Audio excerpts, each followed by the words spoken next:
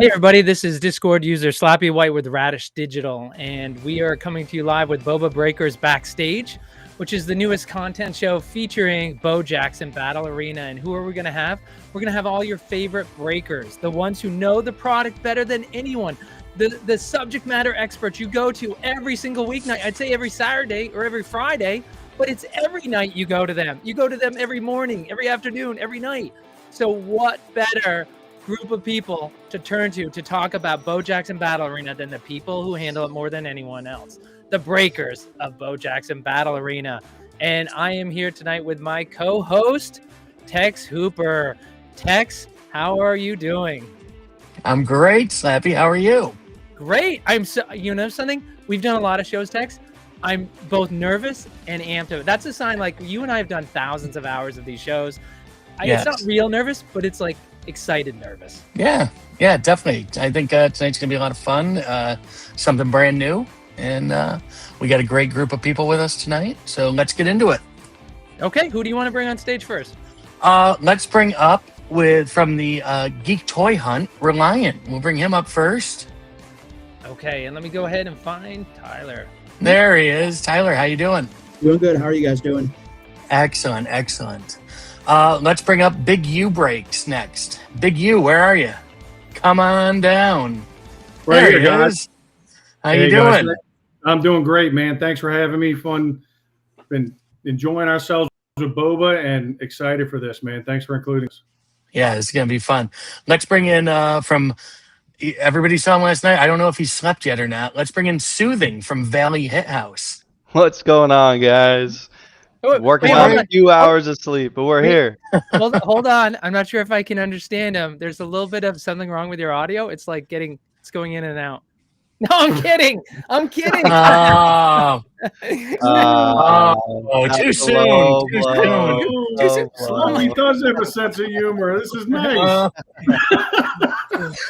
Oh, okay. Well, now that that's out of the way, let's bring on Cursive with on card with Cursive. Hey, how are you, sir? Great. Good to be here. Excellent. Where's Bubblegum King hiding? Of Bazooka fame. There he is. Glad to be here. Thank you, guys. How are you? Doing good. Awesome. And last but certainly not least, from Hobby Club, it's Chris. There he is. How are you, sir? I'm great. And may I step in for Soothing? Mitch? Yes, it sir. takes real professionalism to work through AV issues. Well done. You guys did a great job. Yes. Thank you. They did. Go ahead, Tex. I was just going to say, did you ever figure out what the issue was? I believe it was an audio mixer in our OBS system, but I think I have a fix for it, so it will never happen again. Fingers crossed, right? Fingers crossed. Well, I think, something, I wanted to get it out of the way, and I wanted to tease you a little bit because this doesn't have to do with our topic tonight. The topic we're going to cover, the blast box, which we'll get into in a second. But to open it, because you're all breakers on here, and of course Tex and I do content, is that, man, I'll tell you what, when we saw that technical issue, we were like, I think all of us on the stage were like, our hearts were in our chests, because we're just like, you do everything right. It's repeatability, and it still messes up. So you did everything you possibly could do. So I'm just curious with everybody else, is what was your worst? And Tex, I want you to go too. What was your worst technical issue that you guys have had so far in a break? And whoever wants to go first. I can lead it off if nobody's going to start it. So yeah, go for it. I'll say, so we were streaming, and of course you make sure everything's plugged in. You try to make sure your phone's plugged in, computer's plugged in, all that good stuff. But I got to the office that we stream at like very late. And of course I didn't plug my computer in, and we're streaming, and my computer just completely dies. Like everything goes black. And I'm like, oh my word, what happened? And on our end, obviously the screen went black. But come to find out, my computer died, freaked out for a second, plugged it back in, all was good. But that was definitely the worst moment for us. Wow. All right. What about Tyler? Oh, sorry. Go ahead and curse. Oh, yeah. My biggest thing is lighting, right? It's lighting. And then and I just go out of my office personally. And so I have a couple stands, and my office chair has wheels like most do. And so I'm constantly bumping into that stand. So if you guys ever see like a little earthquake thing going, that's something that I'm trying to work through. So, we all got our issues. Definitely. Jason, have you ever had any big problems technically during a break? I'm like a bull in a china shop, dude. So I've knocked over many a car, had avalanches, and then Stasher Pass was my worst nightmare. First time I did it, I started out doing just single shows and then started doing breaks. And I like to talk. So I'm talking and stuff during the break, and I forgot about the Smash and Pass and made somebody real angry. We made it better, but that was pretty nerve-wracking, making that mistake live in front of everybody. And so we recovered from it. So learned from it too. We're learning a little bit every time. Wonderful. Hey, Chris, so which employee of yours has done the worst, had the worst incident on air? We actually don't have any technical difficulties at Hobby. Yeah. Smooth as silk all the time. Remember the early days with Hobby Club when they're just like the Wi-Fi in the warehouse, Like, it is very much the Wi-Fi in the warehouse. So we have a studio. Our warehouse has 2 floors. We have the main warehouse floor, and on the second floor, we've constructed this very humdinger of a studio that has gotten us through to this point. But recently, we had a lot of construction near the warehouse. They're putting in a new warehouse park, and that has knocked out a lot of the reliability for Wi-Fi to the point where we bought Starlink and installed Starlink on the top of the warehouse. That didn't work so well. So before our big blast, shocking, said, guys, let's pull this out. And we went to an Airbnb that had a nice studio kind of set up in the garage, and that was our setup for the weekend. We were all there for the 62 hours, sleeping, streaming, treating, packaging. Wow. But, it's Wi-Fi reliability is crazy. I get tip my hat to everybody that is a 1-man or 2-man team. We have 10 people, and it's a real struggle week in, week out.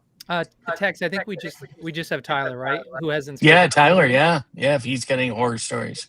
Besides for the phones dying during stream, the worst I think is when the music dies and everything goes completely silent because that's your background noise. So you're just sitting there like, all right, guys, give me 1 second. Let me get this music going.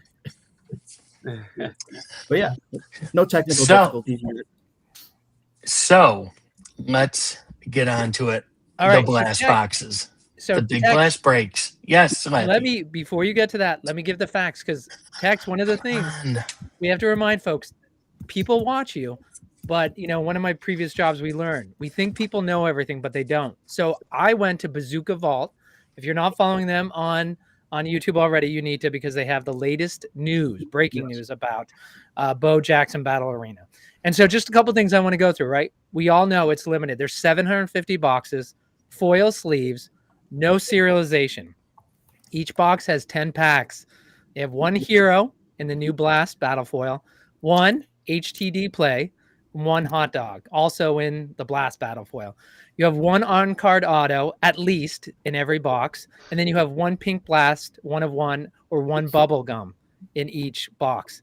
It's collated so that it's collated so that you have all the weapons in there. So that you're going to have, you're going to have glow, fire, ice, steel. So it's interesting the amount of time they took to do it. There's 6 predetermined and there's 4 random. And the hero card, no hero card has a greater print run than 16, of course, for Bo. All heroes from the alpha and the update. Tex and I were just talking about this. There's 181 combined. There are 108 base heroes, 70 featured heroes, 3 sidekicks, Billy, CJ, and Bombeezy. The fire autos are to 5. The ice autos are to 5. The glows are 1 of 1s. The hot dogs are the home team discount plays. That's what the HTD stands for. I think I got the gist of all the details before we get into the blast box. Tex, am I missing anything before the experts in this room tell us we missed something? I don't think so. Are we missing? Is there a bubble gum in every box? No, or pink 1 of 1. Okay. There is a 1 of 1 in every box, correct? No, so it's a bubblegum blast foil or a pink hex. Yeah, what I say are there are 2 big hit spots. Every box has 1 autograph, either those out of 5 fire and ice, or if you're lucky, the 1 of 1 glow auto. And in addition to that, every box also has a pack that's going to include either a gum insert or the 1-of-1 pink hex. So for me, 2 big hits in every box. I mean, they're all big hits, but 2 extra big hits. That's wild. It's an incredible product. So has everybody in here broke it? Nope. No. Okay. So Big you have not broken it yet. In Geek Toy Hunt, Tyler, you haven't broken it yet either? Not yet, no. I've been watching all the streams though. Yeah, I've not ripped any packs. I've just received my cards from Blast Break. Oh, okay. All right. So for Bazooka, Hobby, and Valley, what has been the thing that surprised you most about this product? The cards, man, they look phenomenal. It is unmatched. I mean, I'm sure Chris and Devin can attest to it. It's well, and the cameras don't do it justice at all. Like, no matter how good quality camera you have, when you see that card in person and you see it actually shine in the light, there's nothing like it. I think that's one thing. You can try to make it look as good as you want on camera, but like once you get that package and you open it up, it's like a whole different feeling. Yeah, I've never been as excited to open a pack of cards, and I've opened tens of thousands of packs from dozens and dozens and dozens of trading card games. I've never been more excited than opening Blast Pack number 1 through Blast Box number 40 until I passed it over to Mitch during a marathon. It's a second to none card ripping experience. It really is. And the chances at hitting something absolutely insane, I mean, is just tenfold what a typical BoJack. It's insane. I mean, you basically, what do we say, Devin? Like every 5 boxes, you should be seeing at least one of one. Yeah, I mean, it's wild. And then obviously you add the glow auto on top of that, and it's like, yeah, it's crazy. I hope everyone gets a chance at some point to be able to rip one, at least a pack, because the experience is awesome. Is there anything that you don't like about the product, or anything you would change about it? No. Don't say, is there anything? You got to say, you have to give your least favorite, your least favorite thing about the blast boxes. And this isn't like the job interview, like I work too hard. It's not, the worst thing is not everybody can get one. What is the thing that you like the least? I would say, for me, at least, it's not even a bad thing, but it's just the fact that the cards are so nice that you have to put each one in a mag, and it makes the breaking process much longer. So it's like, we don't make the cards as nice because then we won't have to take, as good care of them. Obviously, we want to take care of every card, but the fact that every single card needs to go in a mag does make the breaking experience a little bit longer. But that's also like by choice, I would say, a little bit. So, but there's really not a bad thing about it, but that's one thing I would say if I had to say something. I think that's Chris's fault, isn't it? Weren't you the first one to decide that everything goes in a mag? I don't decide anything, Tech. And then everyone had to follow your lead? What I will say is each card in Blast deserves the mag treatment, every single one. And so my guidance to the team making Blast for Griffey in the 2026 series would be, let's mag every card before they go into either packs or maybe even those boxes like Panini used for NT and Flawless. And if we want to go super crazy, then we could even look at suitcase, and every little pack or box is out, and you got to put your little cards in so you don't hear. It really is a premium ripping experience. So I hope that for the next set, there's more emphasis on the packaging material, specifically, everything already being magged. I think that would be a really nice touch. But at the same time, I say that, but man, the blast box, the size of it is perfect. And the design on the blast box, the foiling treatment, the sleeve, the acrylic that it comes in. So you would have to sacrifice that to put every card in a mag ahead of time. I don't know, but that's the only thing that I've thought of. Yeah, I really like that idea though, Chris, with the Flawless, where they have the 3 hits and then they have the main one with, for instance, maybe the hot dogs and plays. But I like that. That's awesome. We'll make sure Frenchie gets a copy of this show. They can easily make a suitcase with all that awesome foiling on it. With the same way the boxes, they can make a case the same way. So I think that's a good idea. Yeah. So I got to redact my statement. I technically did break Blast on stream. Okay. Because of Madness and the team that I was on at National, my Madness team. Shout out Detroit Nation Collectibles. They actually sent me 2 packs from what they got, from what we won, because we got top 8 and great experience there. So I had a single show that night. It was coming in the mail, knew it was there. Checked my mail. I opened my mail on stream, immediately ripped my 2 packs, and then put a poll up that said, hey, here's my 2 hits. Which one do you guys want to run in the single show? I was excited to rip them, but also excited to kind of share the love and say, hey, these were free packs that I wasn't expecting.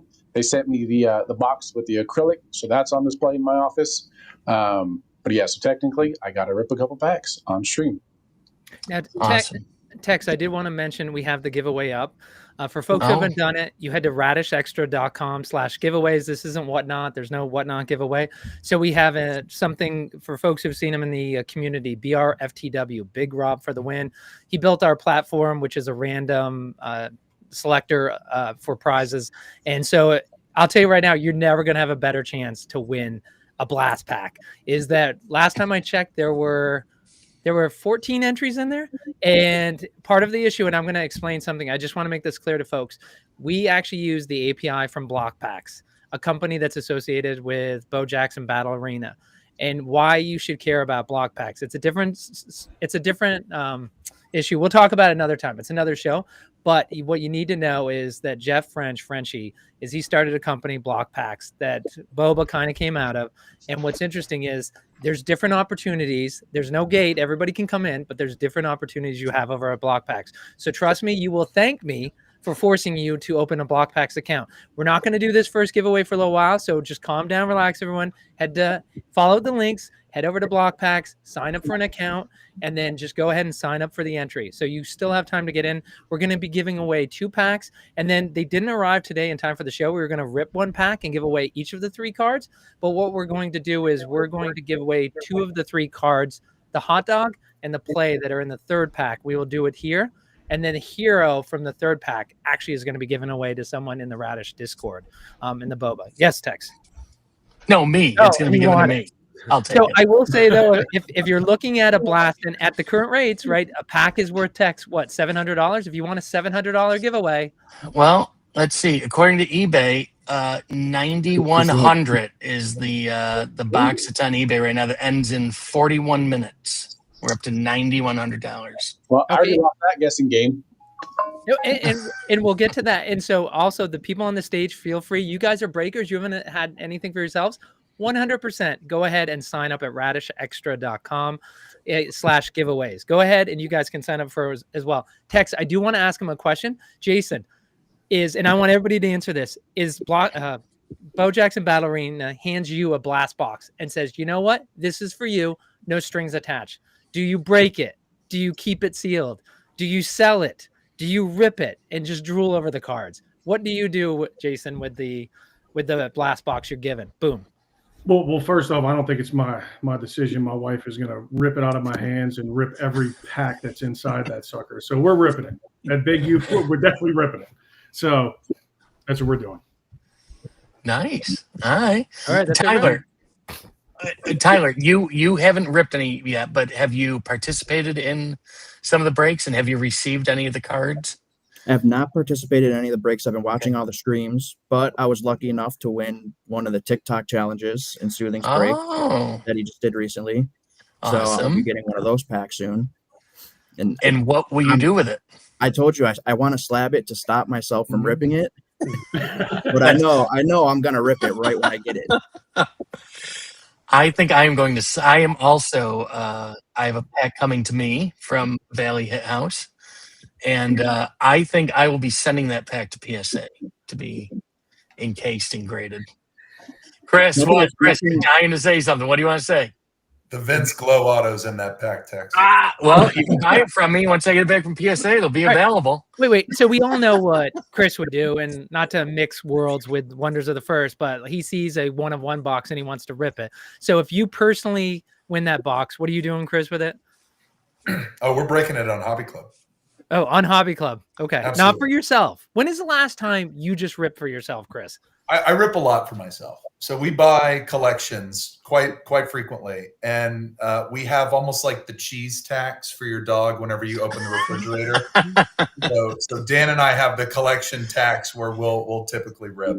I don't know, if we buy 10 boxes, we're ripping one. Nice. And then those singles make their way into a Hobby Club singles show or as part of the first rule of Hobby Club. So it's all part of the cycle. And by the way, Tex, do you want to, let's dox you on air. if you were given a blast box, which you were. Do you want to tell us? I was informed that I won a blast box through the raffle Nice. that they had last week. Yeah. My name Congratulations. came up, Yeah. and I will be getting a blast box. It'll be here Tuesday. Wait, hold on, Tex. I know you're looking around, Tex, because guess what? Will that be the first blast box in your house, Tex? Nope. Because I have this one sitting here next to me that came from the National, from our 2 teams that we had in the National. Each team got a blast box, and I was mistakenly put down as a captain for the team, so they sent it to me. So it's remaining here in my basement until the rest of the boys in the Radish can figure out what they want to do with it. All right. Well, so let me ask you. Tex is going to keep it, but Tyler, Devin, like anyone, are any of you guys going to keep it sealed? You all are going to rip it? Nobody wants to keep it sealed? I already got mine from the National and I ripped it. Like literally, like it did not last. It did not last a minute. Well, with what everybody else was saying, I'd probably keep it sealed at that point, because soon it's going to be. There's only 750 of them made. And How many? That's why you have to Chris, rip it. What's that? I said that's why you have to rip it. Oh, Yeah. Chris, you might have a handle on this, or maybe Devin, you do. How many do you estimate have been ripped so far of the 750? I know you did 25. Chris, you did 50. Valley, you did 25. My guess is that 125 approximately have been ripped. Okay. So 110 on the launch week streams. Yeah. Devin did a great job whipping 25. I think that Mitch Soothing is the big winner. My goodness, your stream was chock full of heat. Your 25 boxes is incredible. So there's 50. And then Hobby Club, we did 50 boxes. SEMO had 2 5-boxers. Then the that's right. had an awesome unboxing video as the first ever box to get open. So we're at 111. And then I think about half of the recipients who got their box from Apex, either as a captain or as one of the Apex Playmaker participants, have probably ripped their boxes. So that's my 125 guess. Okay. About a sixth of the print run. All right. So does anybody? I believe this will end up being the holy grail of BoBA boxes, of BoBA collectors. Eventually, this will be the holy grail. This box. Does anybody else? These packs too. These single packs too are going to be holy grails, because eventually they're going to be impossible to get. And so just to be clear, Tex is comparing it to Alpha Jumbo, Alpha Hobby, Alpha Booster, Update Jumbo, Update Hobby, Update Booster. So he puts that number 1 in terms of value, dollar value in the future. Yeah, I would agree. I think I have a different take. Okay. I think that the Alpha Jumbo Hobby is the Cadillac of BoBA. I don't know how many of those are left sealed, but I promise you it's less than the amount of Alpha Blast that is sealed. Significantly less. Really? You think there's that few I don't know. jumbos I don't know left? if a single sealed case of Jumbo Hobby exists. I think there's one maybe in Palmetto. I would have to ask Aaron. I think there may be another that a family in California had. I was trying to buy like 6 months ago, and he and his son decided to stick it in the closet. Maybe it's still there. But are there 10 sealed cases of Jumbo Hobby in existence? Case or box? I don't know. Case. Sealed boxes, are there more than 100? Are there more than 200? Probably not. I don't think so. I don't think there's more than 200.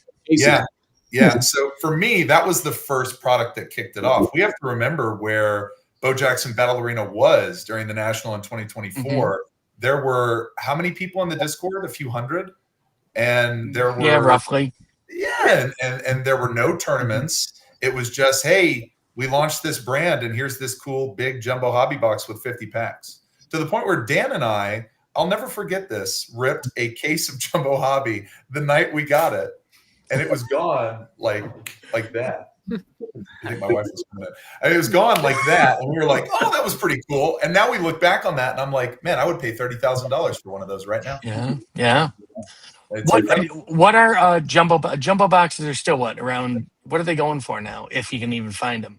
We did a break on Hobby Club last Sunday. I remember this very, very distinctly because it was my last break before going on a travel week. And I put up 50 packs from a sealed Alpha Jumbo, and they sold for $80 a piece within 5 minutes. So I think that the current value of a Jumbo from Alpha is about $4,000, and I would place a premium on the case to take the case to $25,000. Interesting. That's wild. Well, if anybody's sitting on a case, Chris is buying. I am actually. So if this you is want an to dip into appropriate the time to say archives, yes, I am. Yes. Hey, Tex, I'm curious about the serialization. We all know that Frenchie loves to serialize things. He likes to start with 0, never 1. Does anybody think they missed an? I mean, this was such a manual process. Do you think they missed an opportunity to serialize these, or you're saying now, like they're so rare that it's unnecessary? I don't know. Let's put that out to you guys. What do you guys think? I like that they didn't serialize it. I think that that's really good because I think it calls naturally questions about how were they made and, oh, well, cereal box number 130 had this crazy thing. What's the progeny of the cereal box 130? So I like that they were exposed in print run, but without individual serialization. And the serialization to me is meant to create something inherently collectible for the product to stay sealed, which is completely at odds with the design of Blast. As we've heard from a number of different folks, Frenchie, Eric, Devin on his awesome Bazooka Vault unboxing video, this product was meant to be ripped, which is why shame on you, Tyler, trying to keep your box sealed. Give it 2 months. I'll have the last one sealed. That's right, and then I'll buy it from you. Exactly. Look at these cards. I mean, this is what my wife threw on the bed. Oh, that's what she threw in at you? Yeah. She was throwing some of my Vince cards that I brought, and they're just incredible. So I'm so excited to be able to rainbow Vince. Like I thought my Vince Young rainbow journey was over, and as soon as I did, they brought it right back. And it's just beginning. That's right. Yeah. Right. So I got the Tim Brown spots in all the breaks. I was kind of talking to the first one, and then it just took off where it's like, I guess I got to get all of them. And I am 2 cards away from my rainbow. I need the gum and unfortunately also the 1/1 hex, but I have the fire, the orange, the glow. So we just need 2 left. And, is anyone else trying to build a rainbow? Hey, Cursive, Well- real quick. Sorry, Soothing. Cursive, I have the gum for you. thank you. I got it in my box. Bang, bang. Worked it out. Look at that.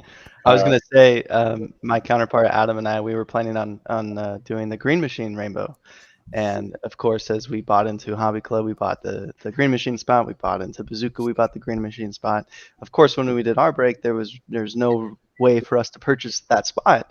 And just so happened, we actually pulled the 1/1 Green Machine on stream.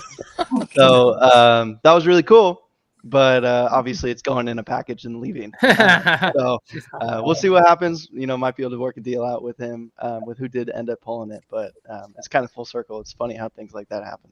As a recommendation, Mitch, don't send it. Just hold it for I rental. sent Morrow the 1/1 shroud, and he was like, "Yeah, we'll definitely do a deal." It's been a year, no deal. Well, Shroud just pulled another 1/1 Shroud last night. You did. Wow.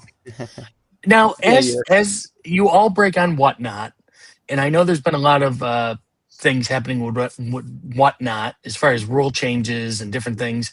How have you found that that's affecting your breaks and what you need to do to break now?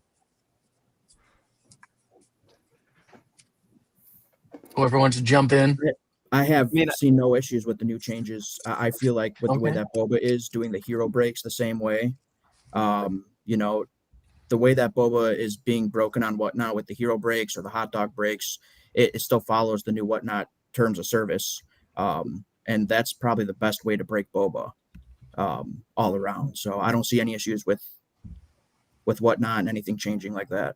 My absolute favorite breaks, and I'll remember these nostalgically because we cannot do them anymore, were pack battles, team captain box battles.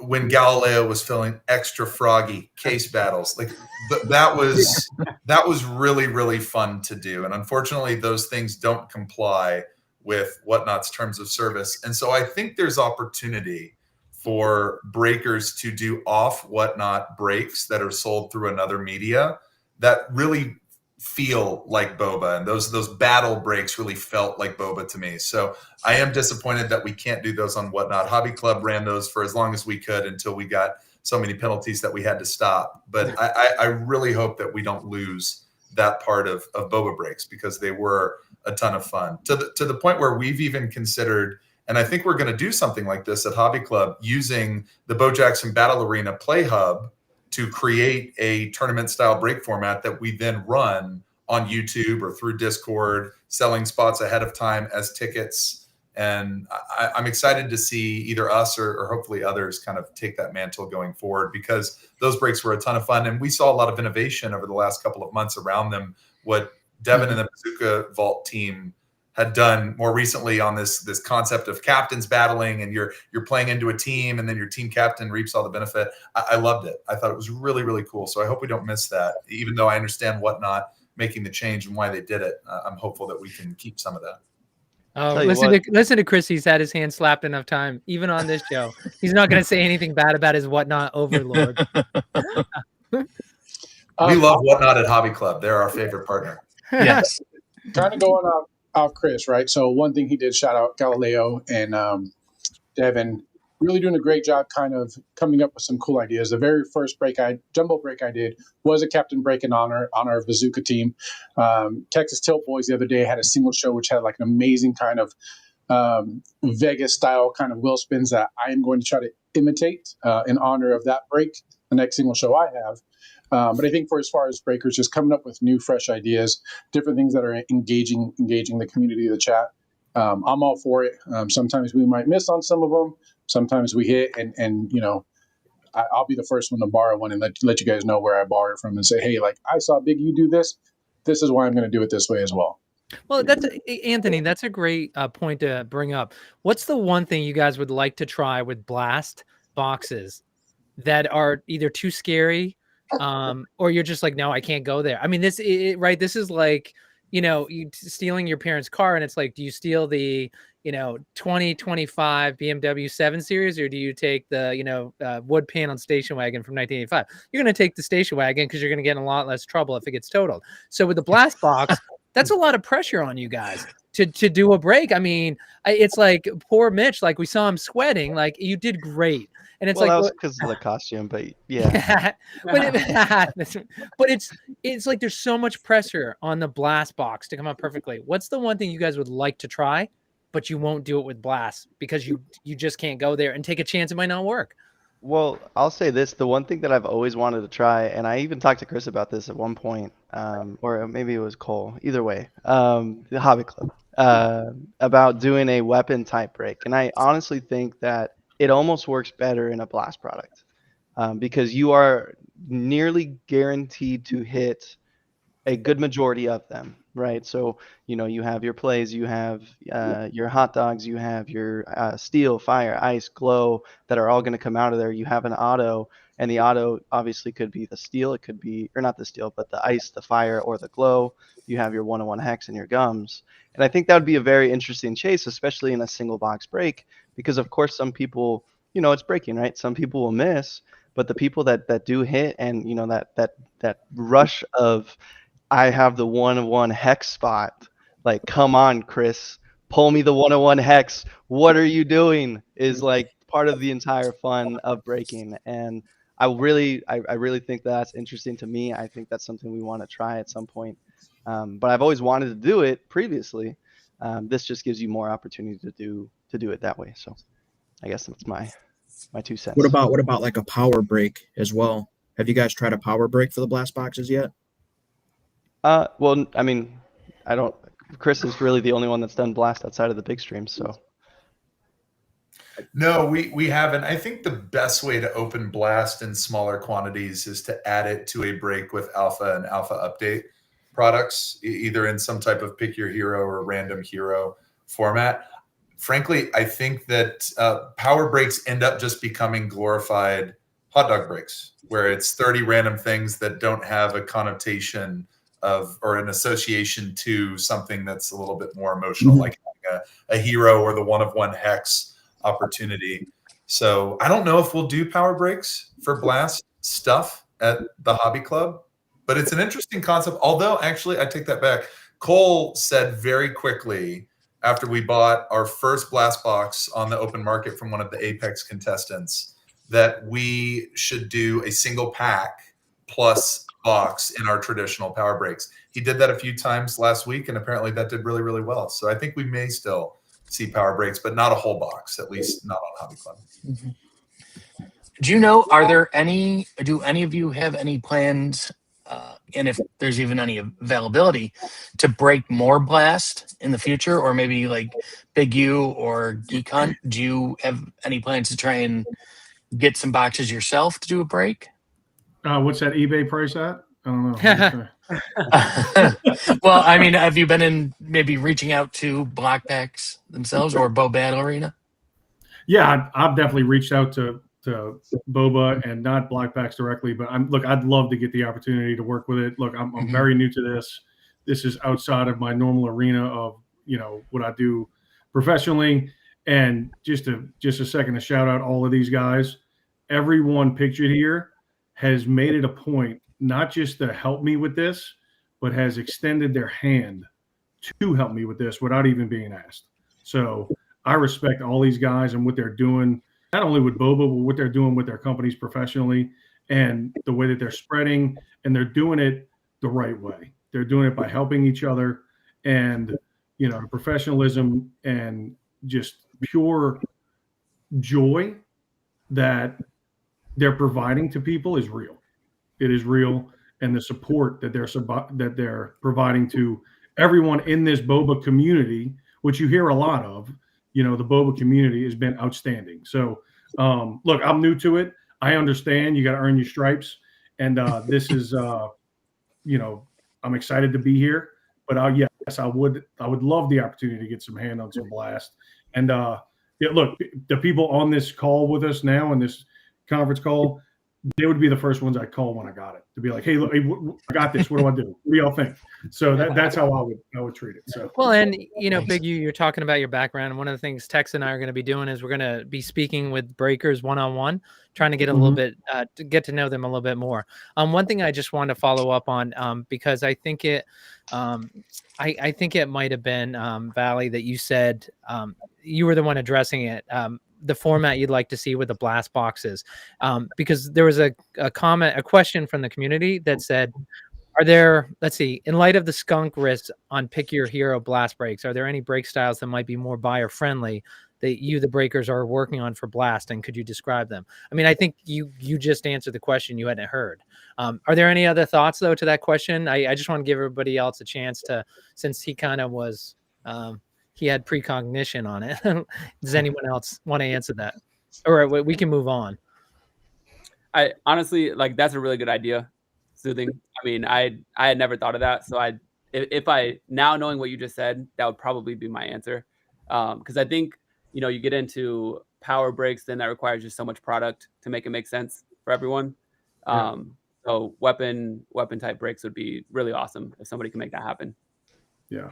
I agree. I do like Chris's idea though about the blast product being a product that is added into jumbo boxes and collector box breaks as an added value, as an added hit, as an added chase for the people who are participating in those breaks.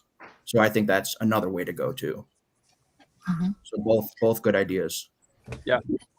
Hey, and one thing Tex, I want to get their take on though was you and I were talking about the checklist, and was there any thought? And I don't know. Everybody on this stage, I think, holds BoBA in such reverence. You guys are going to think it's sacrilege for me to say it.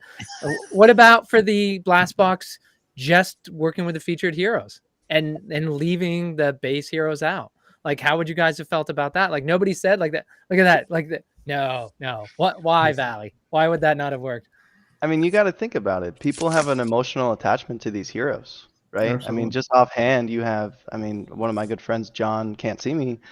He has a collection of Clutch and Donnie Buckets and Bison and Lady Magic. And those are chases for him. And if you're going to remove that chase from a blast box for those people, you're hurting them. I mean, you're basically excluding them from them trying to complete their set. So I fully disagree with the idea of taking the non-featured heroes out. I mean, just even Tex chases Phoenix. Like, Tex would be pissed. I can only imagine. His wife would be very happy. His wife. Oh, there you go. There you go. Yeah. I got to complete that rainbow, man. I got the super, so Yeah. That forces you that definitely forces you into chasing a rainbow. It does. Yeah. Aside from the blast boxes, you see it in the regular streams too. You see a lot of people that are chasing base heroes over a lot of these featured heroes too, which is really awesome because you don't really see that in a lot of other TCGs or a lot of other collector cards where people are chasing base cards instead of the higher valued featured cards, which is actually really cool too. Yeah, I have a question for Valley and Bazooka and Hobby Club. I watched a lot of all of your streams. I won't say I watched all of them because I do have to work and sleep at some point during these streams. But were you surprised by the number of first-time buyers buying into Blast? No? You weren't, Chris? No, not at all.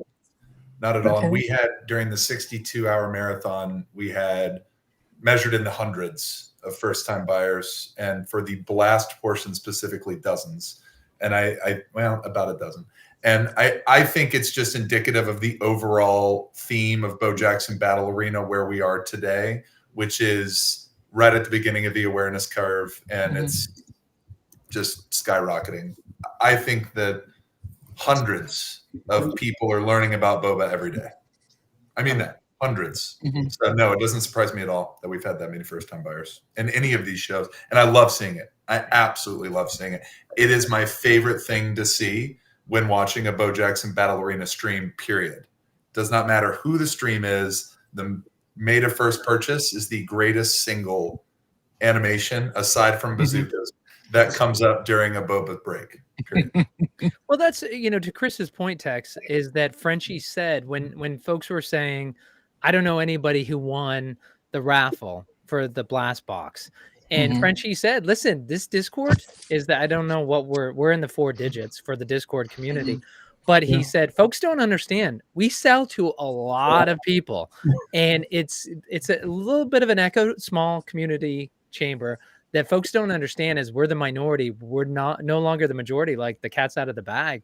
And I think that's something that most of us don't realize about BoBA. I mean, Chris certainly does from his giant streams. And of course, all of you is that I'm sure, is there anybody on here who doesn't get somebody new who is just, they're chasing the BoBA and you don't know them from Discord, right? You're going to have your usual friends come into your stream to support you. But I mean, do any of you not have somebody new come in who just is caught by the BoBA when they go ahead and search it?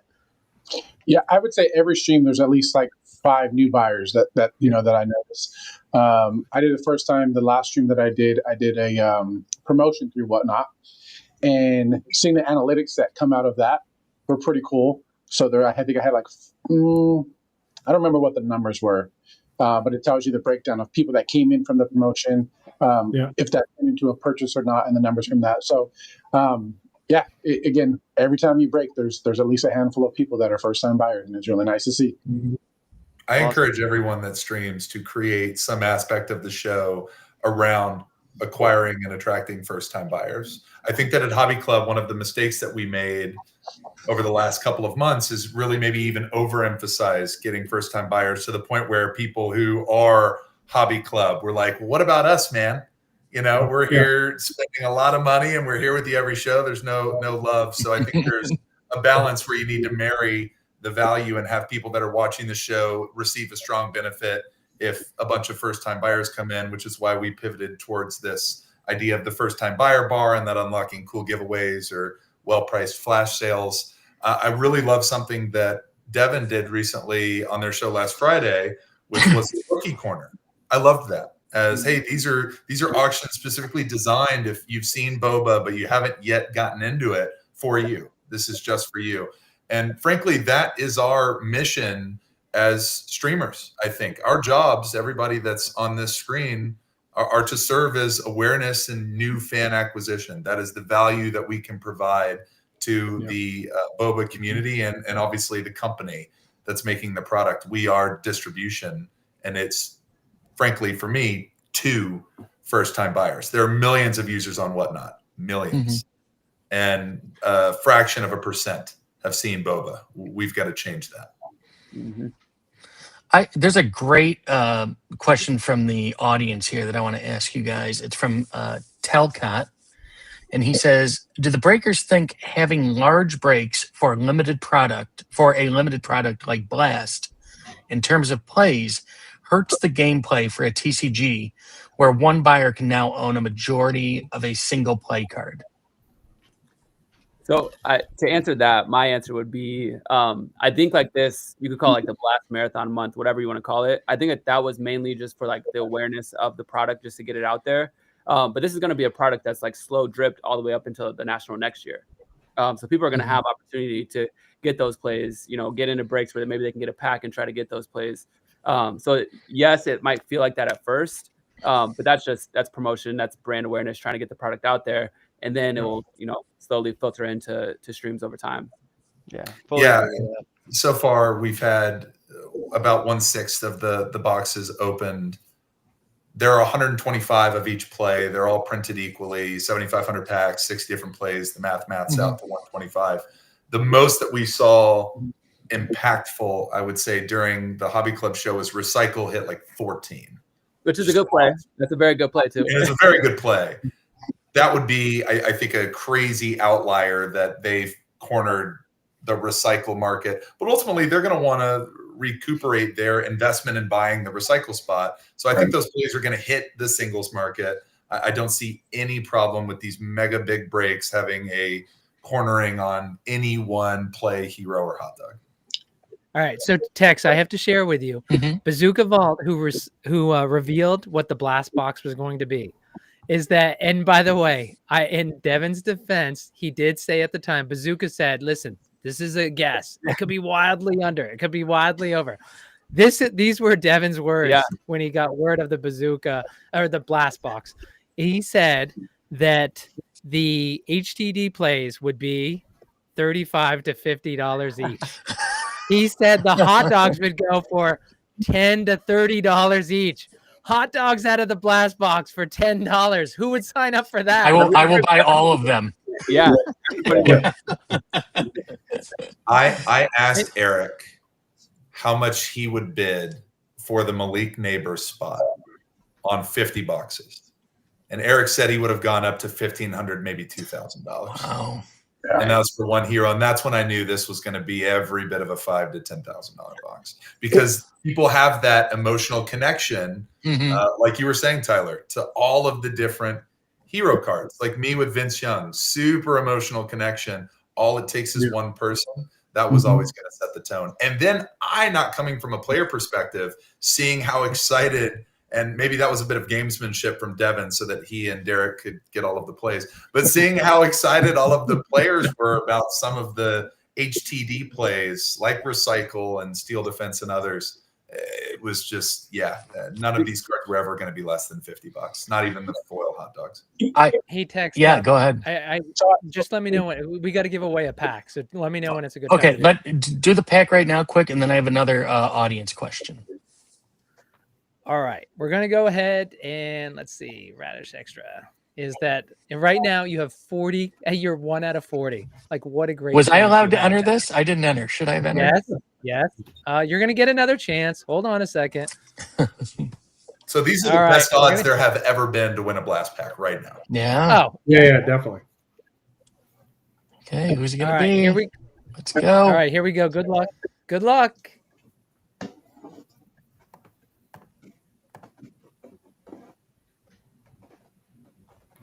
T. Luke, 27. Nice. T. Luke, are you in the audience here? Are you watching? If you are, let us know. Yeah, and congratulations. Make sure yes. And then, hey, Tex, before you hop to that next question, let me get a chance to answer the last two real quick. So, one thing on the blast stuff, I kind of put a valuation on the hot dogs around 80 plus, and I think it's going to be a little bit and a little more on that plus side. But as far as the plays, we're starting to see things coming on the secondary market already. There's things in the Discord. I actually bought a blast play today. I thought at a great price for the heads I win, tails you lose. And as soon as I seen that go, that was an easy buy for me. I have it in all my decks.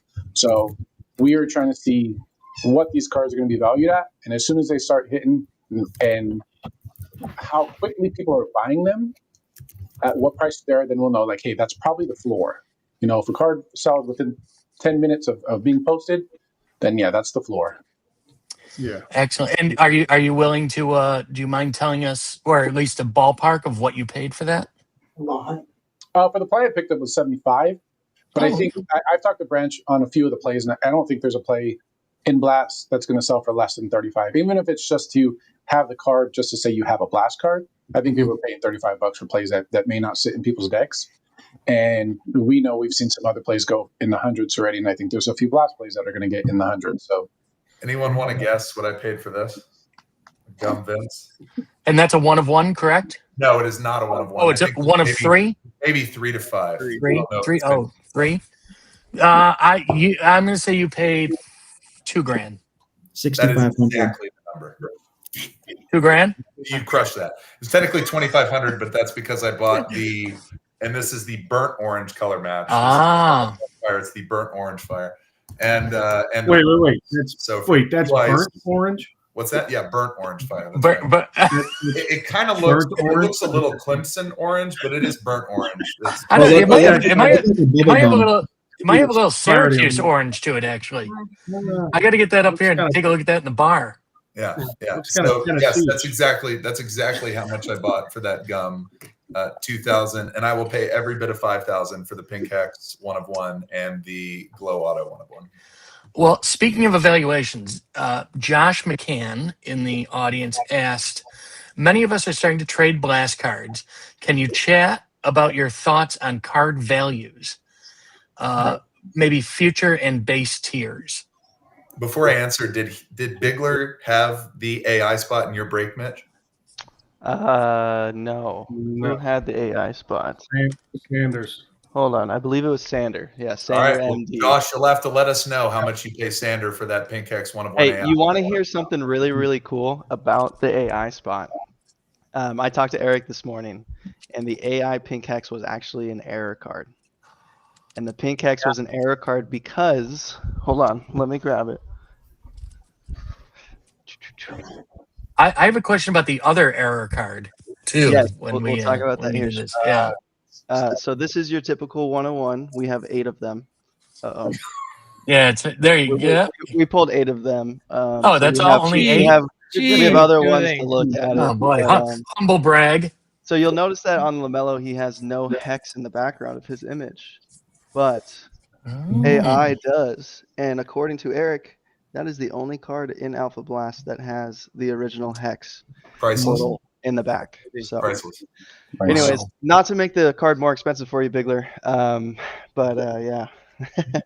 Okay, before we move on, let's address that question quick. Where do you see the values in these cards right now? Or where, like, what do you see the steals going for, and the bubble gums and the glows? So if people are looking to trade, Kevin, you want to start on that? Yeah, I was just gonna say, I was just looking at a Cupid on the steel, 90 power. I don't see that card selling less than $100. Yep. Like even 150, and that's like a 90 power steel. So I think, like, so you're saying the floor is at least $100, you think? Yeah, even on like those low power heroes, like they look so good. They're such a collectible. It doesn't matter if you even like. I'm not a Jordan Love fan, but I would buy that card for $150. Yeah. So they're out of 16, right? Yeah. On a single show for his birthday, I think it was Friday, and it went for 120. And same for me. I don't think there's a single hero in Blast that goes for under $100. Mm-hmm. And if you find one for that, then you better pick that up quick and see that one. Yeah. We'll be posting our updated buy list on Tuesday, but a spoiler, we'll be including Blast singles in that buy list. It's the first time that we've had a singles buy list, and that's exactly what our steel buy list price will be. You can sell Hobby Club any steel Blast hero. We'll buy it for 110. I'm going to make this a bit personal for a second. I've been in all of your breaks. I've had Phoenix in all of them. I've hit 2 ice and 3 glows. That's it. I watched, or Frenchie actually hit me up in a break the other night that I was not in, where the bubblegum Phoenix got hit. Yeah, that was. Yeah. Oh, was that in Bazooka? Was that in your break? Yeah. Oh, that's right. Okay. Yeah, that was. We did like three blast chaser packs. Yeah, 3 you had a few packs. Yeah, and it got hit in that. If I was going to put an offer out on that, where would you say a fair offer would put me? That high, you think? Really? At $2,000? That's a feature hero. Devin, I don't know that I'm paying $2,000 for the Timmy bubblegum, but we'll talk. Yeah, no. We can work a trade on that. Yeah, for sure. Yeah. Here's my question to you, Tex. Because congratulations to the Broncos tonight, by the way. If there are 3 of those gums and you need it for your rainbow, I know, and there are 3 massive Denver fans, are you going to let it go? That's I'm not even a Denver fan. I really like Bo Nix, and I got to complete this rainbow. So that's my approach with Vince. Aside from the fact that Cole and I are going to be going to DKR for the Texas versus Texas A&M game and tailgating with a hobby club tent with the purpose of evangelizing BoBA to all of the Texas, maybe some of the Aggies fans. Before they come in and all want the Vince cards, I need to buy them all. But that's been my approach with Vince. Everybody makes jokes in Discord like, oh, Chris will overpay for the Vince Young Rainbow. And I suppose that's true. But you have to ask yourself, as more people come into this, I think we'll see 10x fan growth over the course of 2026. Mm-hmm. There's not 10 gums for Blast. Right. So I'm doing what I can now to make sure that for my PC, which is Vince Young Rainbow, that I get every single Vince card. Okay, back to the error. Now that I have to I have to get a second job here to buy this bubblegum card. Thanks for that. You couldn't have lowballed me on the show, so I could at least take that to the guy. I'm sorry. The cat error card. I've seen one. Have there been any more pulled? I haven't seen any more pulled. And have we found the Crushman with the cat on it? Because we have found the Crushman, but it did not have the cat error. So expectation is that the Crushman is totally good. And then we also pulled other weapon types of cat, and they were also unaffected by the error. So I think it's just steel. Mm-hmm. There's only 16. Yeah. Yep. And has anybody seen another one get hit? Another error get hit? Is it just that one still? I'll put my hand up. I'm a buyer. Somebody has one. That's a freaking cool card. That's a really cool card. Yeah. I know Jeff and Eric hate it because it's an imperfection to what their pursuit was, which was the perfect product. But man, is it freaking cool. Because I love error cards. Mm-hmm. And that one is just, oh my God. There was that one error in Alpha where Marcus Allen had a couple, maybe one unsigned card or two. That was kind of an interesting error. But this one is just like, oh my God, it's so good. It reminds me of Tyler is a big Pokemon guy. The no HP Persian that was in all the Nintendo Power magazines. Like it had such a cool story that it was, you get it in Nintendo Power. It doesn't have HP, which is such a glaring error. It doesn't take a genius to know what the problem with the card is. This one is even more glaring, and it's in such a prominent in-your-face ripped product. I think it might be the coolest error card I've ever seen. I absolutely geeked out about it. Not live during the show, but after in retrospect, I was just, oh my God, it blew my mind. Well, and adding to that, like Cat's art is one of the best in Alpha. So like people immediately, like they would then look in the top left to make sure it's Cat, and it says Crushman. And it's like, and Crushman has a cool card. So it's like, that is, I need that card. You remind me, Devin, does it say Adley Rushman or does it say Carl Anthony Towns? I don't remember that part. I can't remember either. If I can interrupt for 1 minute, we've had a sale. The first, as far as we know, the first public sale of an Alpha Blast box has sold for $9,100. Wow. So it's the first public auction. Hobby Club has actually bought 5 of the Blast right, yeah, it's the first public one. Yeah, first public auction. Just wanted to make sure that was clear. I did not buy that. So now, Chris, how is that going to affect you going forward as far as what you're paying for these boxes? The last box that I bought, which was today, we did a deal before this auction finished. And I appreciate that person, and I'll make them anonymous in case they want to reveal themselves. But our very fair deal was, why don't we just take what this box sells for, remove the eBay fees, call it a day. Yeah. And we made that deal before the box finished. So I didn't know what it would end at. I thought maybe 10, but Hobby Club had a bid on that box up until I think like 7 or maybe 7,500. Past that, we're a business at the end of the day. So I had to, even though I wanted it, we had to say no, I think. If for as much as that sold, I'm actually kind of surprised, and I want to know if anyone else is, that it didn't go for over 10,000. Hey, hold on. Is anyone else surprised? Text along that lines. Let me just do a quick recap. I asked everybody on the panel to tell me what they thought it was going to go for. That's right. And it went for what, Tex? $9,100. Okay, so Tex Hooper guessed $10,727. Cardio Cole went for $10,250. And then we had, let's see, Geek Toy Hut is that Tyler said it was going to be over 13,000. Big U came in at 15,000. And let's see, I think I'm scrolling back through the comments. We'll leave it at that. Sorry, Tex, go ahead with your question. I just want to throw it out there where everybody, but it also goes to show 750 boxes, many of them ripped, very little in the wild. You guys know this subject matter better than anyone else. And you see that huge disparity because, of course, right, we have no idea how big the BoBA community is. So you can't really tell what the price is going to be. It's not Discord, so you don't know how big it is. I was just saying, I'm surprised it didn't go over 10,000. And is anybody else surprised by that? I'm not. I think I put like 8,000. I think a lot of people put those bids in early, so you see that climb, and then it kind of like sits there, and then you might get a couple little snipes at the end. But I think that that was an amazing price. Congratulations to who won that. So I hope they don't break that, and that stays still for them on a display somewhere. Yeah, and there were 28 bids placed on this, and nobody came in and sniped. It hit 9,100 at about 1:15 Pacific time today, and that's where it sat until the auction ended. So nobody coming in trying to snipe it. When they were announced, the blast boxes, I was sitting at thinking they were going to be, $3,000, $4,000 on the secondary market. So that's more than 2 times. And I'm pretty knowledgeable about TCGs and collectible cards and all that stuff. So seeing that price on a box like that is actually.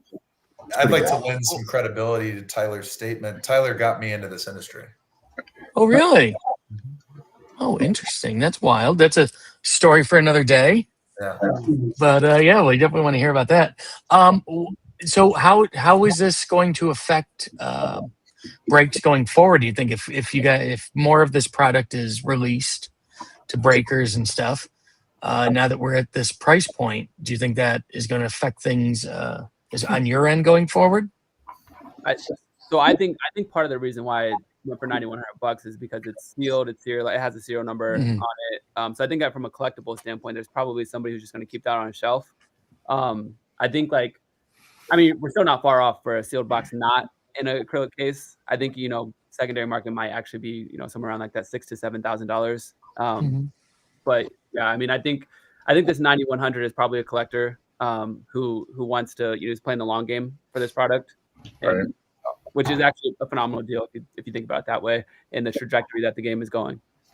Yeah, it's almost like Alpha Trilogy is still around. He definitely would have won the auction, and he would have put it away. But I know for one of the 2 boxes we're getting for the Radish teams is like, I'm 100%, I want to put it away. I want to vault that for years. Put it away. No, Chris, that one, I still sit on. I have one of everything. I've got one of every booster, blaster, hobby, and jumbo from Alpha update. And this is the last piece of Alpha Trilogy that I don't have, and I at least want to own a piece of it. Hey, Tex, one question that I had for him, and I also just want to remind folks, head to radishextra.com/giveaways we're giving away a second blast pack. As Chris put it, like, these are the best odds you're going to have to win a $900 pack. And we just gave one away. We're going to be giving a second one away. You just got to connect your Block Packs account. It's very easy when you go to radishextra.com/giveaways. Just choose login with Block Packs. If you don't have an account yet, just go ahead and sign up. That is the company by Frenchie, Jeff French. If you're watching this, you know who Frenchie is. It's his company. So feel free to do that. We'll cover block packs another day.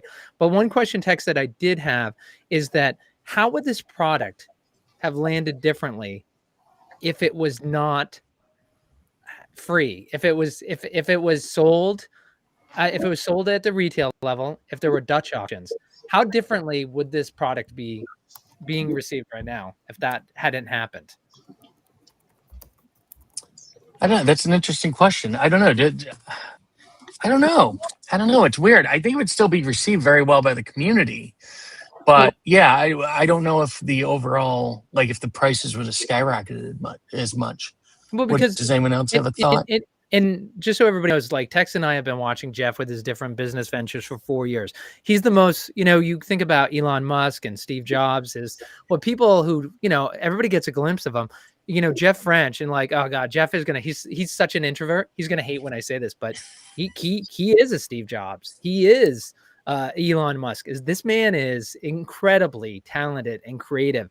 His specialty is like he might not build physical things, but his creativity is that he is more creative than any human being I've ever met. And so I would love to have Jeff talk about the rationale why it wasn't just a thank you. Like, first of all, he's incredibly appreciative of the community, the people who supported this back when it was an idea. So I'm not taking that away. Absolutely, it's a thank you.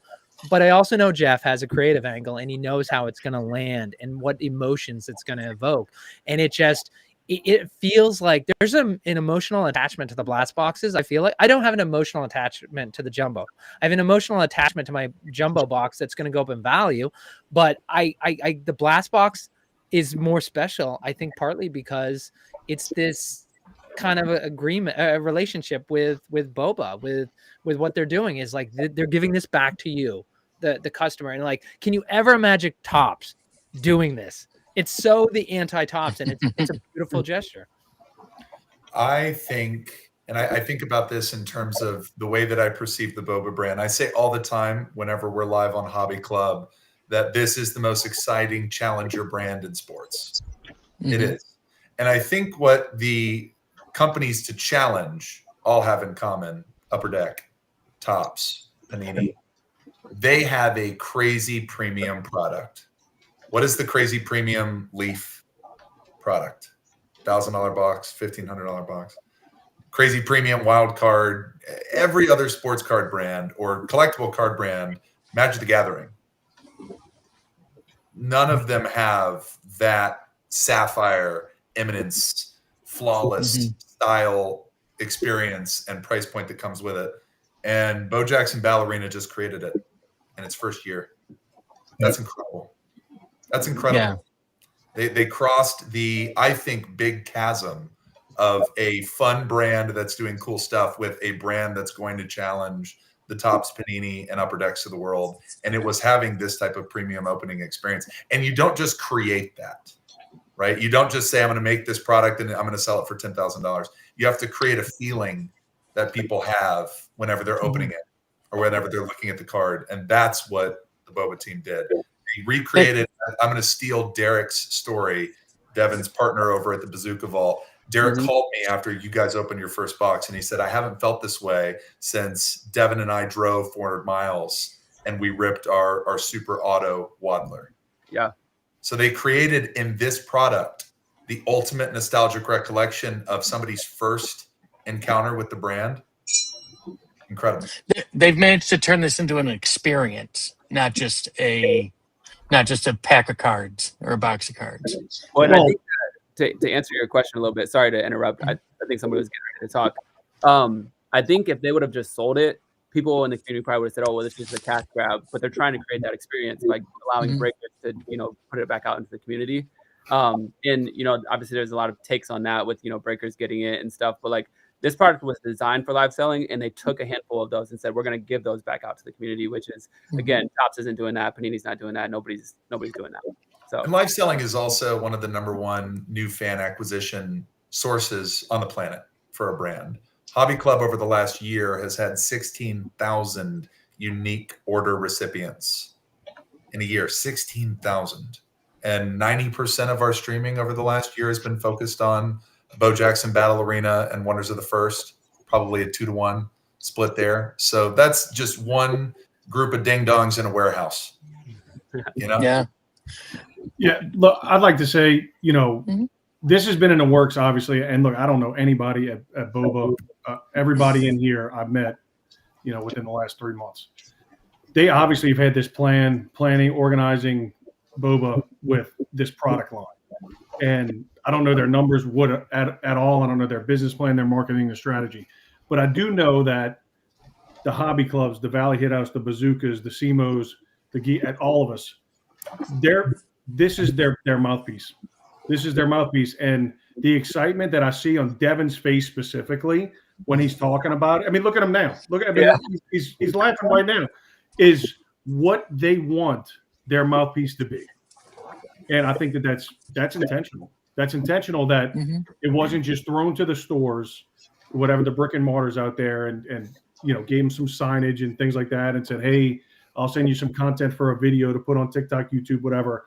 It was, hey guys, we created this incredible product of 2 amazing lines that we launched. We combined them, made it magnificent. Now you go do your thing with it. I think that was genius. I think it was a great move on BoBA's part. And I think that their creativity, both on the, talent acquisition, the artistic flair, creativity, and their business sense and marketing is top notch. And I think that's why they're doing so well. Yeah. Keeping this product hidden, like we've mentioned a few times, like they've had these autographs that were sitting on for a while. They've had athletes that were signing these that have had leaked images that we didn't see any blast product out there for this entire year. And then it was announced, and it was like, oh man, like everyone just got super excited for it all over again. Yeah. Tyler, I have a question for you. Something you mentioned a little bit ago that I wanted to touch on. As far as the TCG goes, where does this product, like now we've seen it sell for $9,000 a box? What is the equivalent in like the tabletop gaming world or the card gaming world of this product that brings such a value? I don't see anything. I don't see anything that's similar. Really? Honestly, you look at Pokemon, you look at Magic. Nothing compares value-wise, community wise, honestly, this sits out completely differently. Magic 30.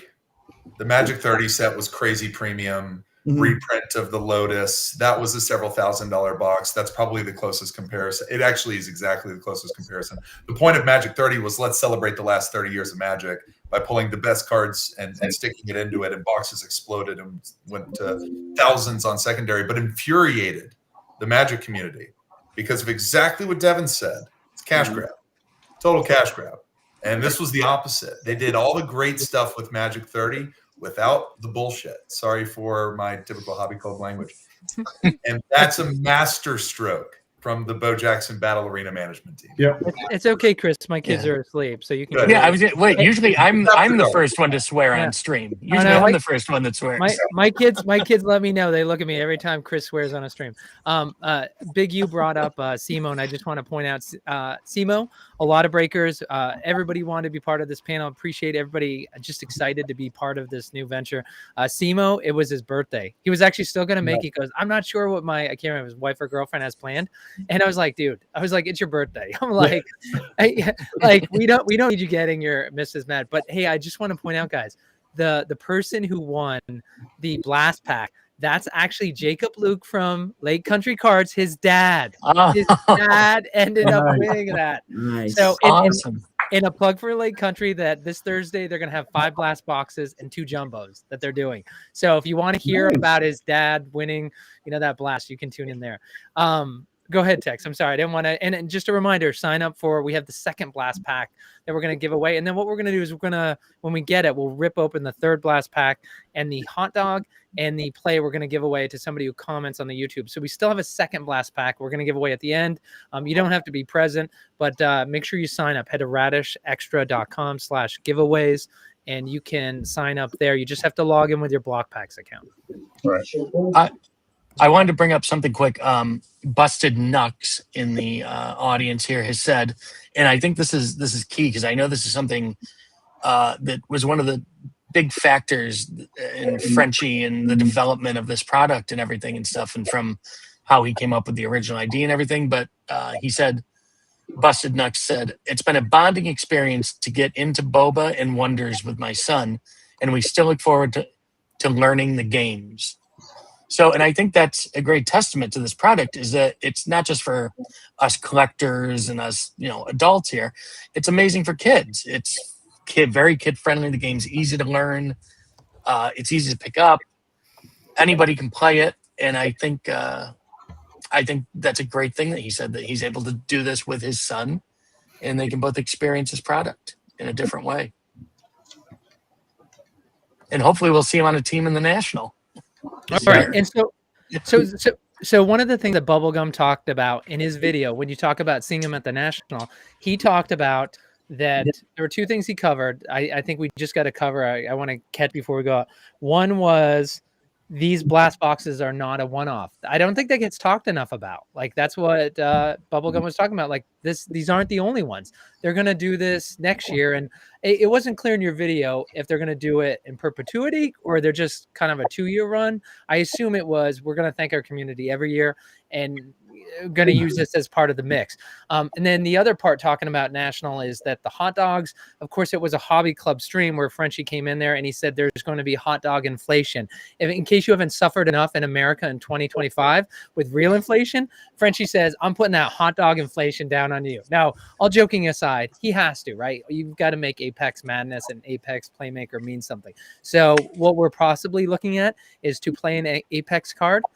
It's going to take 2 hot dogs instead of 1, so that you can end up using those Apex cards. And by the way, I got to put this out there. Bubblegum, you were playing in Apex. Cursive, you were playing in Apex Madness. The rest of you guys is like, I know, Chris, you were on a team. I didn't see you across the table. I don't think the other guys that we saw you across the table. But Bubblegum, people still to this day don't know that Apex Madness was war. Tell me you don't talk to people. Yeah, no, it is. And like, the crazy thing is, I think a lot of people, when they heard that, they were like, well, there's no way that's going to work. And again, this is just a testament to Frenchie and his genius mind that he has. It's like, he had this plan and he knew that it was going to be the craziest thing. And Branch, Bastatin, they ended up winning on a flip in Apex Madness, which is insane. So yes, it's war, but there's a lot to it that literally makes it feel much more than just, oh, I have a higher power, I won. It's really fun. And on that, I see a lot of people who do come into the streams too, and I would say half of them are always saying, can I get the hot dogs so I can play with my son, with my daughter? Mm-hmm. So there's a lot of people in the community that are playing this game with their kids, and that's awesome to get the kids involved with this too. Because now you see a lot of the kids that are super hyped to rip BoBA. You see a lot of the people in the community. You see B-Dub Hub, Son, you see everybody, all the kids are excited to rip BoBA. Right. And that's what's awesome too. Getting the kids involved to be able to play a game, sit down and play a game. It's hard to do nowadays to get the kids focused on something other than being on their phone and all that.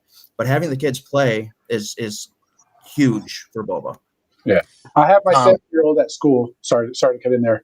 He's handing out free paper BoBA cards to everyone at school, doing all the good BoBA work, trying to get all his friends and all their dads looking into it. So I have dads come up to me and say, hey, what's this BoBA thing? I kind of looked into a little bit, and we're just trying to get the word out. So we have a ton of paper sitting here, and hopefully it's finding good homes out there. Yeah, according and I'm reading off the chat here for a minute. There's a lot of great stuff in here. Davey says, my whole family loves ripping BoBA. Haven't played much yet. Deadly Ice Awoken. Very family friendly and a fit for all ages, except for those late night streams. Can't me. Well, I think I've seen in a couple of the breaks. He says, I was in the Army for 26 years. Thank you for your service. And really gave my time and effort to that career. I am now retired. My wife and I now share this hobby, and it's our first real hobby that we have together. So that's great. Steel City hobby. My son hit a 1 of 10 Wizard Hex. He has been hooked ever since. It was his first pull. So yeah, this is exactly what Jeff envisioned when he had this product. That would be something that families would be able to play, kids would love it, adults would love it. So it's a testament to Jeff once again in his amazing vision. There's been some talks of having a couples tournament. I don't know if I can announce that yet, but there is some talk of a couples tournament. So myself and the missus will be out there. And then I just talked to Big U with the other night, Jason, and my wife's wanting to put together an all wives or women's madness team for next national.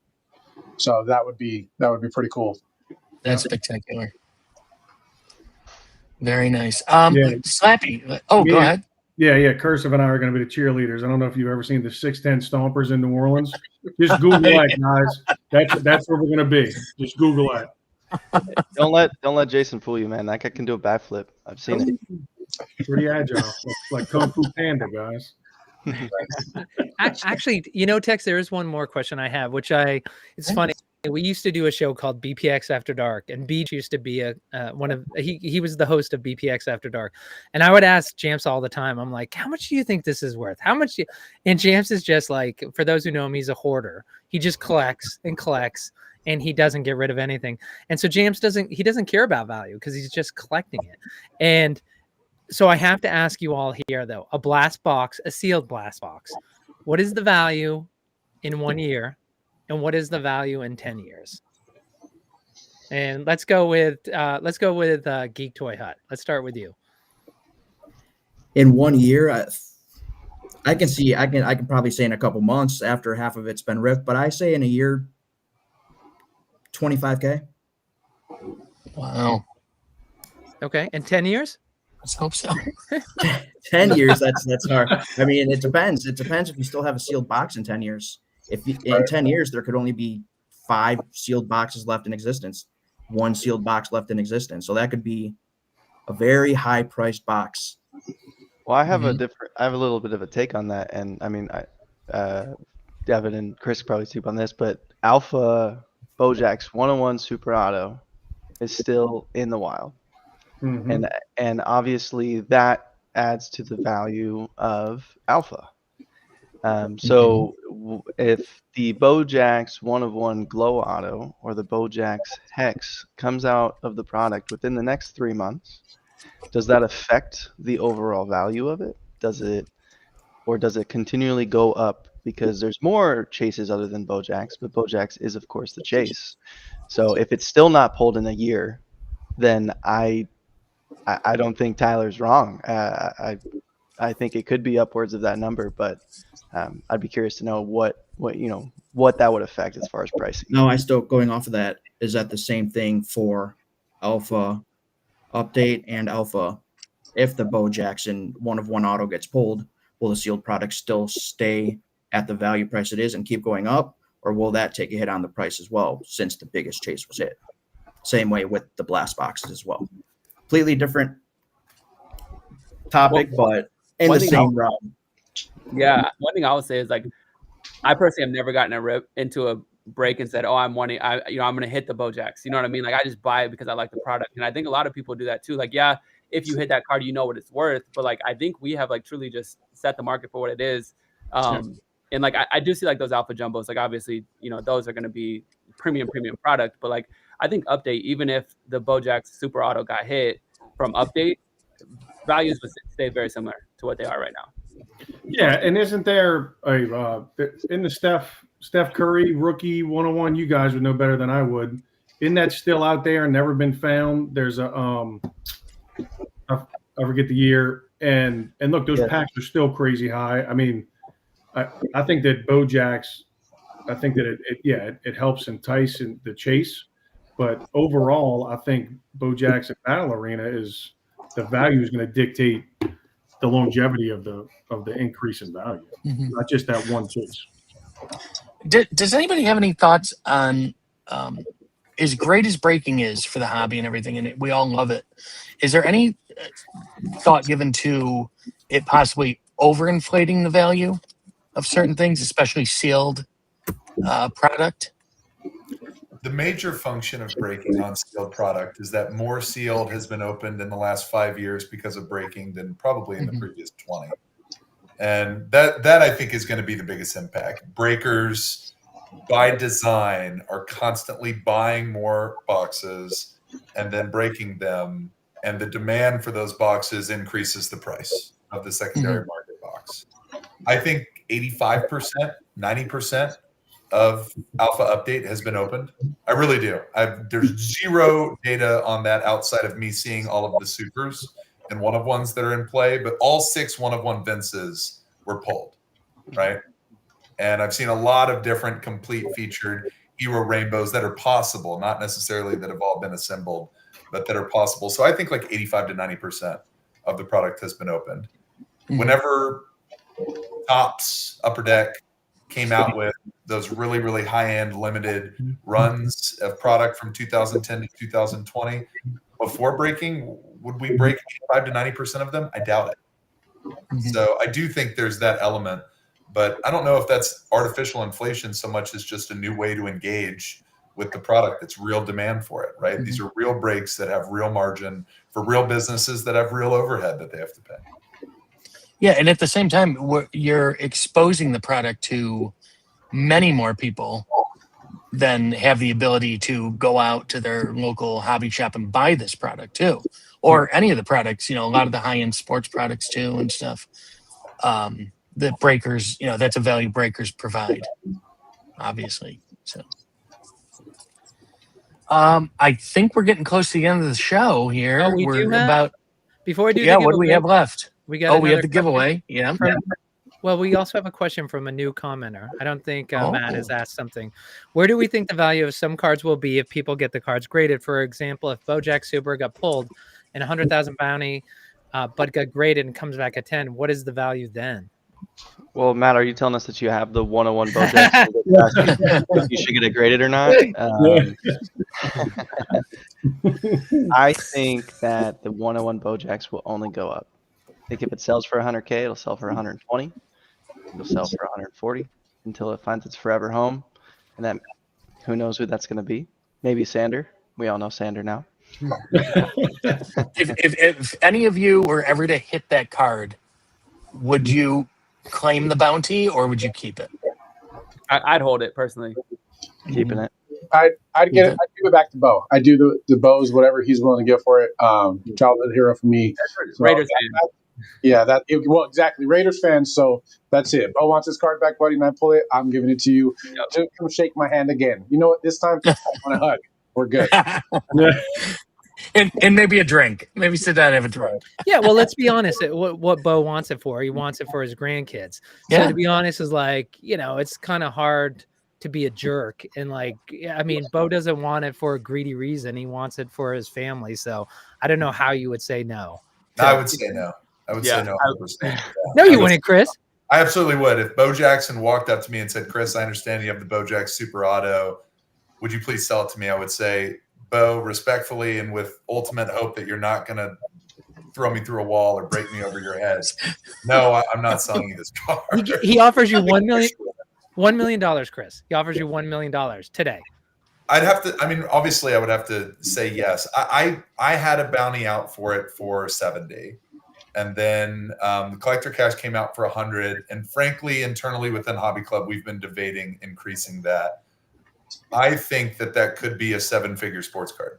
I really do. Like, it feels to me like it's going to be talked about in the same vein as T206 Honus Wagner, as some of these dual logo mans that the Wondershine Index has purchased. Frankly, I could see the Wondershine Index buying something like this, right? For me, my closest asset that I can ultimately rationalize this against is the Billy 1-of-1, and I've had offers for 40,000 for that card that I've not even thought about.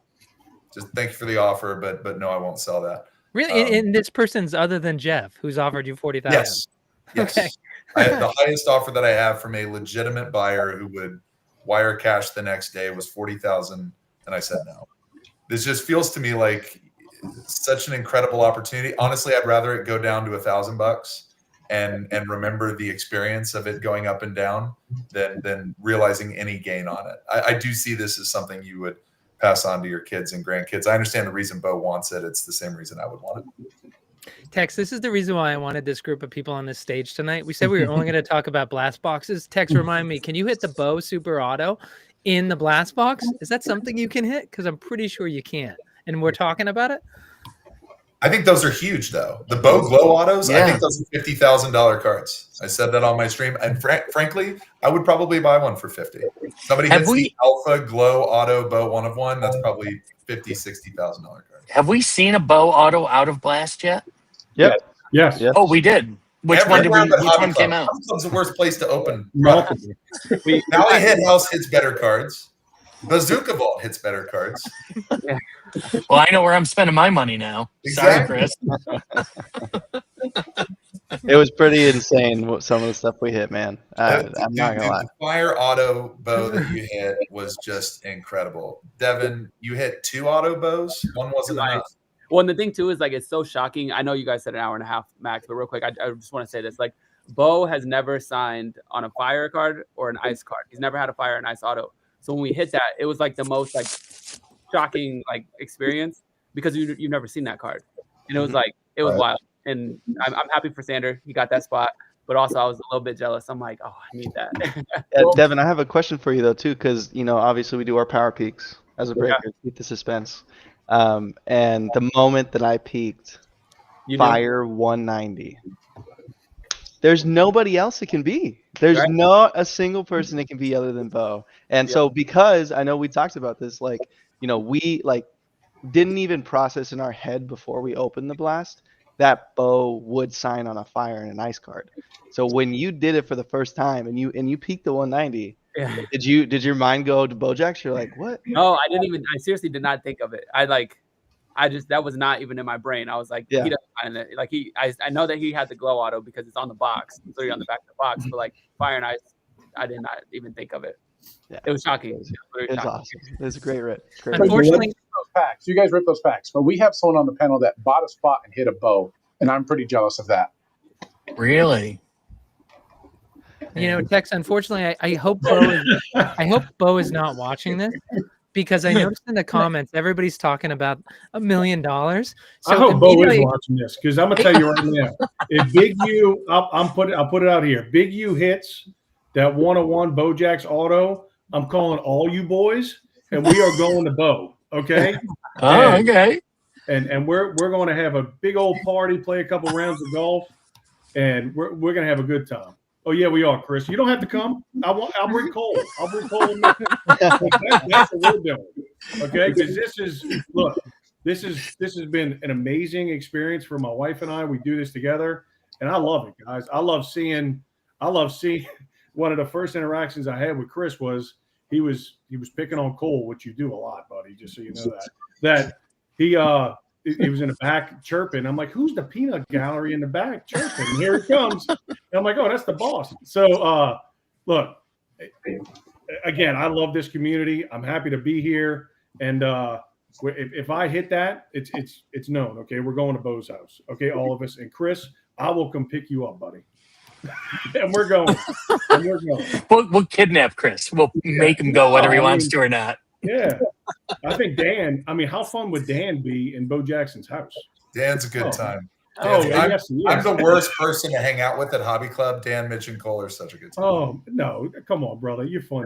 They would have so much fun. No, I would be so morose in the corner of that room where y'all are all having a blast with Bo. I'd be sitting in the corner just weeping. I can't believe you did this, Big U. I can't believe it. Snappy, do you have one more giveaway to do? I do. All right, let's get it done. This one's a little bit more competitive. So you're not going to have your chances are 1 out of 42. 1 out of 42 to win a blast pack. Here we go. Good luck, everybody. This is for the second blast pack. And just a word of caution is they're shipping it to me, but it hasn't come from Bo Battle yet. It's going to arrive. So before you say, where are my packs? Where are my packs? I will ship them as soon as I receive them. Good luck, everybody. Oh, drum roll. See, Lady Cursive in there. Beach. Nice. 74. Awesome. Congratulations. Tex, before you go to everybody for their final words, I do want to say there will be an additional giveaway. We have a third pack. We're going to be giving away. The hero is actually going to be given away to somebody who's in the BoBA channel and the Radish Discord. The hot dog and the play are going to be given away to somebody who comments on the YouTube video. We'll randomly select somebody there. We'll go ahead and do a randomizer just like this. And then the other thing, before you go ahead and get the final word and thank them, I just want to thank everybody on the stage. I've been really excited about this project. I love watching the breakers. I, admitted to a few of them. I do take the app off my phone. I watch on desktop, which is a great way to restrain yourself. And I enjoy having you guys in the background while I'm doing different things. But to have you guys, the subject matter experts, nobody sees more product. Nobody is, it's like the whole Malcolm Gladwell 10,000, right? You guys go through 10,000 cards. You know it better than anyone else. And so it's so great to turn to experts like you. And I'm so glad to see the audience tonight just talking about they just want to hear you talk where it doesn't cost them anything. No, I'm teasing. They just want to hear you talk because they love hearing you guys just being able to talk about the product.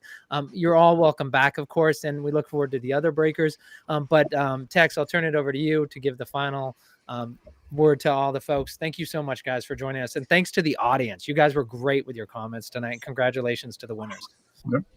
Yeah, this has been wonderful. Thank you all. And one of the reasons Slappy takes the Whatnot app off his phone is because I've been known to call him late at night and force him to go halves on breaks with me.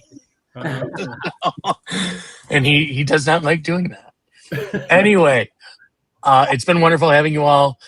Tyler, let's give you the last word. Well, thank you everybody for joining and allowing us to be here and talk about BoBA, and hope to see you guys in the next roundtable discussion. There's a lot more to talk about, a lot more.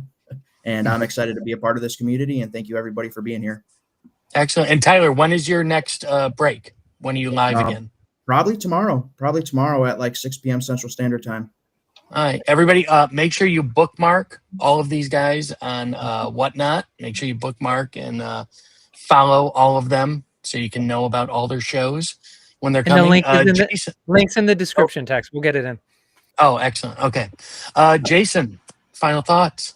Yeah, super excited to be here. This is a lot of fun for me, and my wife and I do it together, and appreciate everyone's help with this. Appreciate the BoBA community, the product, the people, the love, and man, just blessed to be in a room with the giants of BoBA, and I appreciate it and respect everyone very highly that's in here, and hope that everybody continues to have fun and being on this train and watching BoBA continue to grow. All right, excellent. And when is your next stream? We're streaming tomorrow night, and then we do our world famous BoBA single show on Wednesday night. Okay, and just for everybody watching, we're recording this Sunday night. So depending on when you watch it, I'm sorry, we're talking about Monday night. Yeah, we're talking about Monday night. Okay. Yep. Excellent. Valley, coming off here. You can finally go to bed now. We're almost done. Still no bedtime. We got to get this stuff shipped out, man. So, I mean, we're currently working on that, but I want to say thank you to everybody that was here watching the breakers talk about breaking.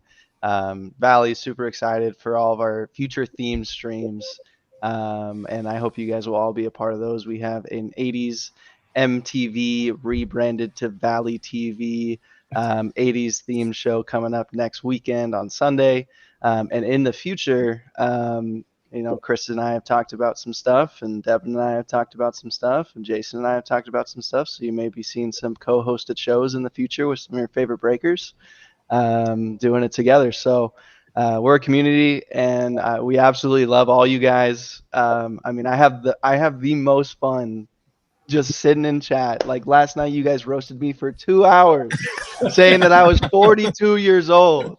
All right. And you know what? I had so much fun. So there's nothing wrong with being 42. Hey, I would kill to be 42. Though, yeah, I wish I was 42, boys. Yeah. So, lots of cool Thank stuff. you, Soothing. Oh, and Soothing, when is your next stream? It'll be on Sunday night. This coming Sunday. A week from today. Week from today. Yes. Excellent. Anthony, Cursive. Yeah, so thank you, Slappy, Tex, inviting us on tonight. Being a part of this panel was great. All these other guys we know, we love. Thank you for everyone who's watching right now, who joins into not only my shows, but everyone else's. One thing I want to mention, I know you guys see me in these gentlemen's shows, all the shows, buying up spots. I want to let you know, whenever I hit something big, it's getting recycled back to the community. So you'll see it on my show as a buyer's givey, as something that we're sending out. So We're always got stuff coming in, and it's always going right back out. I very, very rarely keep stuff. My wife thinks I sell things for too cheap sometimes. But hey, she's a buyer too, and she has a very expensive deck we're putting together. But thank you guys again for everything that you guys are doing, and everyone out there is watching and supporting us as well. And Cursive, when is your next stream? It's probably going to be Tuesday or Thursday this week. Probably part of the Shoe Shake Raid train. So whatever we get scheduled. All right. Bubblegum King. Let's have your final thoughts. I won't be too long-winded. I just want to say thank you to everybody. Obviously, like this entire community would not be what it is without, the people here commenting, giving their thoughts, asking questions, doing all of that. So I really appreciate that. And then to all the other breakers on the call, really appreciate you guys. It truly is a community. It doesn't feel like one of those things where it's like competition. At the end of the day, we're always there to help each other. I think that's one thing that makes this community so special. So yeah, I appreciate everybody. Awesome. Thank you. And your Bazooka's next stream is? Yeah, so we go live Tuesdays and Fridays as of right now. That schedule could start changing, but yeah. Excellent. And like I said in the beginning, last but certainly not least, Hobby Club, Mr. Chris. We're live every day, twice a day until we do 24-hour, which is coming very soon. We should ask you when you're not streaming, is what we should ask you. I have 3 things. Number 1, sell me your Vince Young cards. Number 2, hook 'em horns. Number 3, let's frickin' bow. Let's bow. Let's bow. Awesome. And on that note, I think we're going to wrap it up for this week. We'll be back next week. This has been BoBA Breakers Backstage, presented by Radish, with my producer, Slappy White. And I'd like to thank everybody that was with us tonight. Cursive, Hobby Club, Bazooka, Big U Breaks, Valley Hit House, and Geek Toy Hut. We love all of you guys. We love watching you guys. You all do a wonderful job for BoBA and Wonders and everything else great. And hope everybody enjoys what Sunday they have left. And we'll see y'all next week. Ciao. Woo!